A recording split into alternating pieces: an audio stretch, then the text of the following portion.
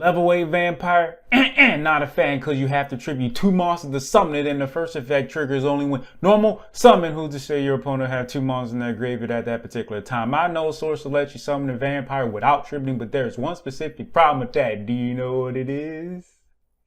What's the answer? You gotta play Vampire Sorcerer. I'm also aware Vampire Sucker lets you tribute zombies your opponent controls to summon him if Zombie World's on field and can bring back an opponent's monster as a zombie, drawing you a card in the process. That's clearly better than tributing your own monster. Who the fuck wants to do that? Assuming your opponent actually had 2 monsters in the graveyard with levels for Dracula to revive, you can use both of them to summon Dampier Sheridan in the event Zombie World isn't on the field, which it might not be because you're stupid or something. What's that? Negates monsters' effects as long as there's a copy of it in the graveyard. Well, Konami sure screwed this card up. I'd be willing to bet $0 Vampire Lord, Lady, Grace, and/or Duke were inspiration for this effect, which also triggers Kingdom, but I think it's safe to say you're playing Zombie World over Kingdom if you're playing a field spell at all.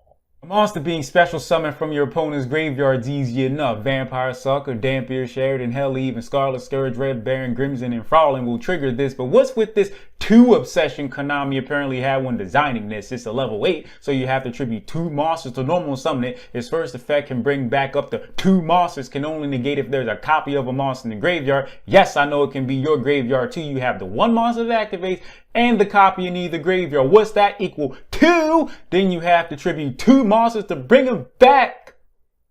2 of them things. I'm just saying there's a whole lot of 2s going on here for no good reason. If the first effect wasn't limited to Dracula being normal summon, and if the negation didn't have that restriction, then he'd be worth playing 1 of because he is searchable. But as it stands, he's not. He's actually pretty bad. To be fair though, Doom King's pretty tough competition. Dracula didn't need to be in selection 10, but then again, all cards in selection 10 didn't have to be in selection 10 for the Lord of Vampires. Because he's trash.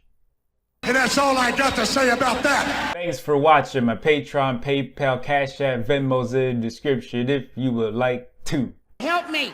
Help me! And you haven't been feeling Just a little bit. generous. I could see that some people may have criticisms on how I do card reviews and that I only do card reviews. Well, I think that these are the only thing that matters, because if the cards didn't exist, this game, this community, any of this wouldn't exist. And also, I don't want to step on people's toes. I don't want to disrespect anybody blatantly. I don't want to have no beef, no problems with nobody. So I pretty much just stick to cards. I think I do a pretty good job, right?